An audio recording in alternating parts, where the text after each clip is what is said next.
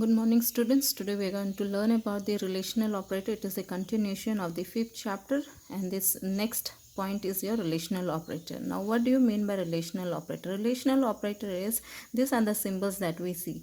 Now, when you see the symbol, that's when we are making certain kind of comparison. Okay, a kind of a comparison that we give between the two values, and when we compare the two operands. Now, A is a operand and B is a operand, and what is their value? 12 and 4. So when we put the symbols in between like this, they are called as relational operators.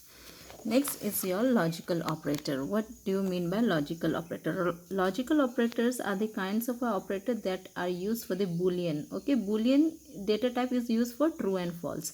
Now let us go directly to the example. Now here this is called as truth table. What it is called? Truth table. Now we have a truth table. This truth table you have to just mug it up. Okay. Now here we have a truth table that is true, true, true, false, false, true, false, true, false, false. Okay. So when we get the output, now here it is called as AND operator. In AND operator, what do we do? In AND operator, what happens is here we multiply. Okay. Here we multiply. Now here true indicates 1 and false indicates 0. So if you simple thing just to remember the truth table, there is another procedure what you can follow. It's true equals to 1 and f equals to 0. So now true 1 into 1 is 1, 0 into 1 is 1 into 0 is 0, 0 into 1 is 0, 0 into 0 is 0. So that is another procedure what you can follow.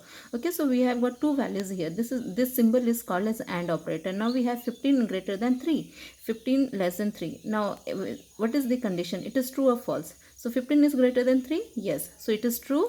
What is it? 15 is less than 25. It is true. So here what it is indicating? True and true. So go back to the truth table and see where it is written true and true. True and true. So what is the output? True. So like this we find it out for logical operator. Similar method we follow it. Now logical operators are of three types. One is AND operator, other one is OR operator, and next one is your NOT operator. Okay. Now in OR operator, here it is a kind of a addition that we do. Now here if you see true, 1 plus 1 equals to 1, 1 plus 0 equals to 1, 0 plus 1 equals to 1. Okay, 0 plus 0 equals to 0. So similar process we have here. Again we have true and false, so answer becomes true. Why true? If you see here, what is true and false? What is the answer? True. So this is how we solve it for logical operator OR. Next is your AND NOT operator. NOT operator is like a complement, opposite. Okay, it is just like opposite. See the example here.